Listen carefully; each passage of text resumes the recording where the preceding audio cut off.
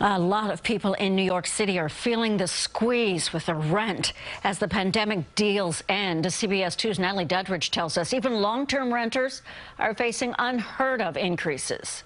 How is that legal? David Salisbury Fry and Claudia Friedlander are musicians. They've lived on West End Avenue near Lincoln Center for 15 years. That is until they opened a rent renewal offer on New Year's Day. They planned on raising our rent 74%. Their building was rent stabilized for 2 decades until it was destabilized several years ago. If you live in an apartment that is not rent stabilized or controlled, there is still no limit on how much your landlord can increase your rent.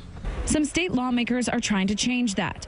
A good cause eviction bill is on the table in Albany. It would set a limit on rental increases by tying it to inflation. The good cause eviction bill would cap it at 3%. Housing attorney Andrew Lieb says there's several reasons why landlords are boosting rents. Number one is the loss of revenue of the pandemic and the increased demand, which allows them to therefore recoup that lost revenue. Lieb says laws like that are favorable to tenants actually increase rent. This good cause eviction, just talking about it, is making landlords raise rent.